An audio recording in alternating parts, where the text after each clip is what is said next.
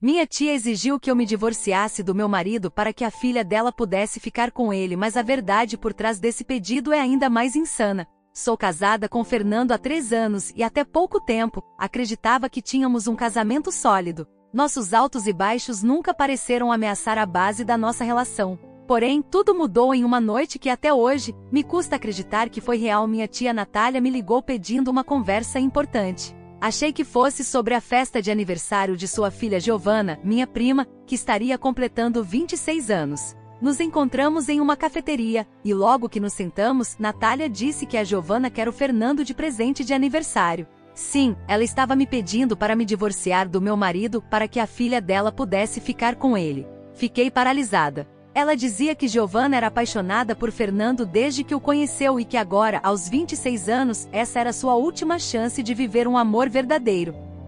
Como se isso não fosse bizarro bastante, ela ainda teve a audácia de mencionar um antigo empréstimo que me fez anos atrás, um valor que já havia sido pago integralmente, e disse que eu devia isso a ela. Segundo ela, a gratidão verdadeira deveria ser demonstrada com ações. Recusei na hora e disse que ela estava fora de si, que eu não devia nada e que jamais terminaria meu casamento por um pedido tão egoísta e surreal. Ela ficou furiosa, me chamou de ingrata, egoísta, e saiu da cafeteria dizendo que eu estava destruindo o sonho de uma vida inteira da filha dela. Saí daquela conversa atordoada, não só pela bizarrice do pedido, mas por perceber até onde Natália era capaz de ir para conseguir o que queria. Nunca imaginei que alguém da minha própria família seria capaz de tentar desmontar minha vida com tamanha frieza. Depois daquele encontro surreal com a Natália, tentei seguir minha vida normalmente. Compartilhei a história com uma amiga próxima, rimos um pouco do absurdo, e deixei o episódio de lado.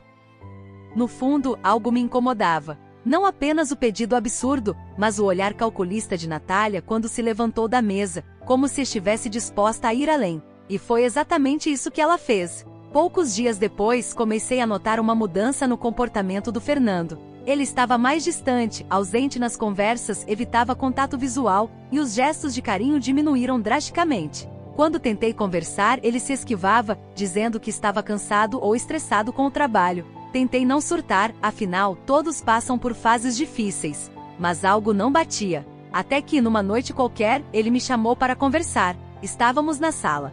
O tom era neutro, quase apático, e as palavras vieram como um golpe seco. Ele disse que a gente precisava dar um tempo, que as coisas não estão funcionando entre a gente. Eu fiquei sem chão. Ele não trouxe motivos claros, não mencionou discussões, brigas ou desentendimentos. Simplesmente queria sair do casamento. E saiu. Fiquei devastada. Um casamento de anos, dissolvido em poucos minutos, sem explicação, sem luta. No começo, achei que fosse apenas um desgaste. Talvez eu tivesse falhado em perceber sinais, me doado menos do que imaginava. Mas então, um amigo em comum me ligou. A Natália havia procurado o Fernando. Contou a ele uma versão distorcida da nossa conversa, dizendo que eu havia sido ingrata com ela, que eu estava escondendo coisas dele, que eu estava sabotando o nosso relacionamento. Ela pintou um retrato sombrio de mim, manipulando cada palavra para parecer a vítima. Fernando acreditou ou quis acreditar. Talvez porque já estivesse com o pé fora, talvez porque já estivesse sendo seduzido pela ideia de algo novo, de alguém novo. De uma Giovana, talvez. De uma Natália. O que quer que fosse, ele se foi. E eu fiquei, tentando juntar os cacos de uma vida que foi tirada de mim não por acidente, mas por um ato frio e calculado de alguém que deveria ser parte da minha rede de apoio, minha própria tia. Após a saída de Fernando, a casa ficou silenciosa de uma forma dolorosa. O tipo de silêncio que pesa, que invade cada canto e transforma qualquer lembrança em um espinho. O sofá onde costumávamos assistir filmes juntos virou um campo minado de memórias. A mesa de jantar, onde dividíamos planos e risadas, agora parecia grande demais para uma só pessoa. Dormir era um desafio. Comer, um esforço. Viver, um fardo. Comecei a questionar tudo. Se eu tivesse reagido de outro jeito a Natália, se tivesse contado ao Fernando imediatamente sobre o que ela disse, não sei se as coisas teriam sido diferentes. Não sei se ele teria acreditado em mim se eu tivesse enfrentado a situação com mais urgência. Não sei se ele já estava procurando uma desculpa para ir embora, e tudo isso só acelerou o inevitável. A dor da traição, mesmo sem provas concretas, era intensa. Não apenas a possibilidade de que Fernando tivesse caído nos encantos da minha prima, ou pior, da minha tia, mas o fato de ele não ter vindo até mim.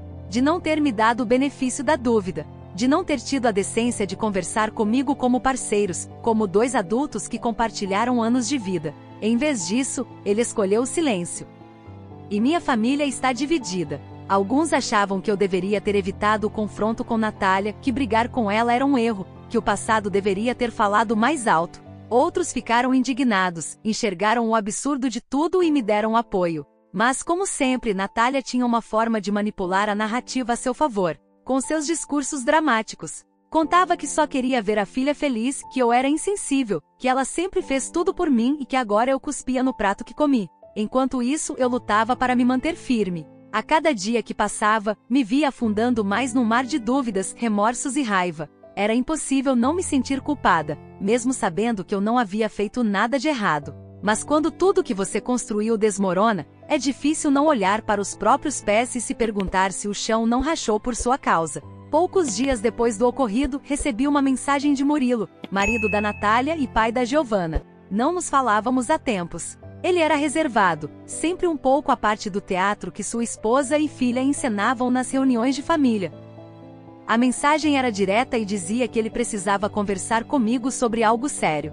Nos encontramos em um parque. Murilo parecia exausto, com olheiras profundas e expressão abatida. Quando ele começou a falar, minha respiração ficou presa no peito. Ele revelou que havia descoberto o verdadeiro motivo por trás do comportamento estranho de Natália e, por consequência, de Fernando. A verdade era muito pior do que qualquer cenário que eu pudesse ter imaginado. Natália e Fernando estavam tendo um caso. Sim, não era Giovana quem estava com Fernando. Era Natália, minha tia, uma mulher 20 anos mais velha que ele. A mulher que havia me pedido que deixasse meu marido como presente de aniversário para a filha enquanto ela mesma dormia com ele pelas minhas costas. Murilo contou que havia voltado mais cedo de uma viagem de negócios e os encontrou juntos na cama do próprio quarto. Disse que não sabia ao certo há quanto tempo aquilo acontecia, mas que pelos rastros de mensagens e ligações que encontrou, era um caso de meses. Talvez mais. A exigência absurda de Natália para que eu deixasse Fernando por causa da Giovana havia sido apenas uma cortina de fumaça. Uma forma de desviar a atenção da verdadeira traição, do plano que ela própria tramava. Destruir 2 casamentos para ficar com o meu marido. Fiquei sem palavras. O estômago revirado. Era como se todas as peças finalmente se encaixassem, formando um quadro grotesco doentio. Todas as manipulações, todas as distorções, todas as pequenas agressões emocionais que Natália espalhou ao longo dos anos culminavam ali. Ela era o veneno. E Fernando havia se deixado envenenar. Murilo estava devastado, mas sua dor só fez ecoar ainda mais a minha. Não era só meu casamento que tinha sido destruído, a família inteira havia sido dilacerada. O que me restava agora era entender como seguir em frente, sabendo que tudo aquilo havia sido arquitetado por alguém do meu próprio sangue. Depois da revelação de Murilo, eu não conseguia pensar em mais nada. A imagem de Fernando e Natália juntos me assombrava, como se uma parte do meu cérebro ainda tentasse recusar aquilo como realidade.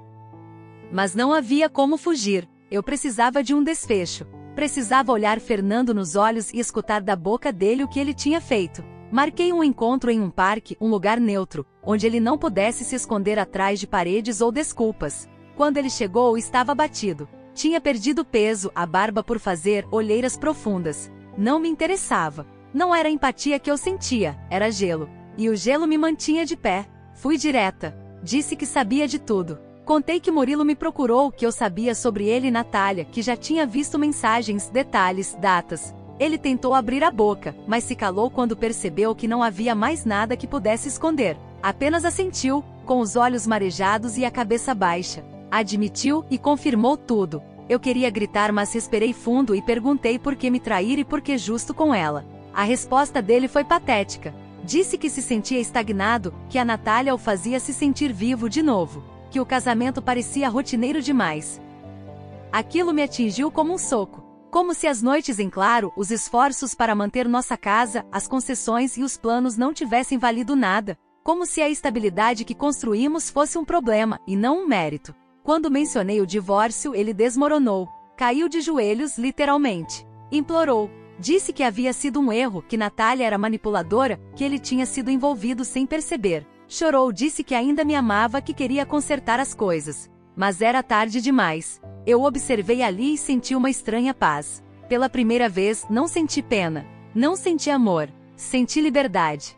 Disse a ele que não havia volta. Que ele destruiu tudo, e que eu merecia muito mais. Disse que ele podia ficar com Natália, ou com quem quisesse porque a partir daquele momento ele não teria mais a mim. Virei as costas e fui embora. De cabeça erguida, com o peso finalmente saindo dos meus ombros. Depois daquele encontro no parque nunca mais falei com Fernando. Não atendi chamadas, não respondi mensagens. Apenas segui em frente com o processo de divórcio. Cada assinatura no papel era como arrancar uma âncora do peito, doloroso, mas libertador. Quanto a Natália, não havia mais nada a ser dito. Cortei todo e qualquer laço com ela e com Giovanna. Não existiam mais como parte da minha família. Soube por conhecidos que o plano deles desmoronou em questão de semanas. Natália, uma vez rainha manipuladora, enlouqueceu quando Fernando tentou se reaproximar de mim. E ele, sem ter mais ninguém, afundou no próprio arrependimento. Mas nada disso me importava mais. Eu não queria vingança, nem desejava sofrimento, só queria distância e paz. Minha família ainda está dividida. Alguns tentaram minimizar o que aconteceu, dizer que eu deveria ter entendido e que essas coisas acontecem. Outros me apoiaram silenciosamente, respeitando minha dor. Mas a verdade é que naquele momento eu aprendi uma das lições mais importantes da vida: nem todo laço de sangue merece confiança, e nem todo casamento merece salvação. Os dias foram longos no começo. Tive crises de choro em silêncio, mas, aos poucos, comecei a respirar de novo. Reorganizei meu espaço, fiz terapia, voltei a sair com amigos. Redescobri hobbies que havia abandonado, como desenhar e fazer trilhas. Comecei a construir uma rotina que era só minha. Pela primeira vez em anos, minhas decisões não precisavam ser pesadas em nome de mais ninguém. Hoje ainda sinto a dor de tudo que perdi, mas também carrego o orgulho de ter me mantido firme quando tudo parecia ruir. Sei que ainda estou me reconstruindo emocionalmente e psicologicamente. Mas no fundo, sei que renasci. E não importa o que venha pela frente, agora eu sei exatamente o que mereço: um amor verdadeiro, respeito e paz. Nada menos do que isso. O que acharam dessa história? Deixe sua opinião nos comentários. Não esqueça de deixar o like, se inscrever no canal e ativar o sininho para acompanhar mais vídeos como esse. Até logo!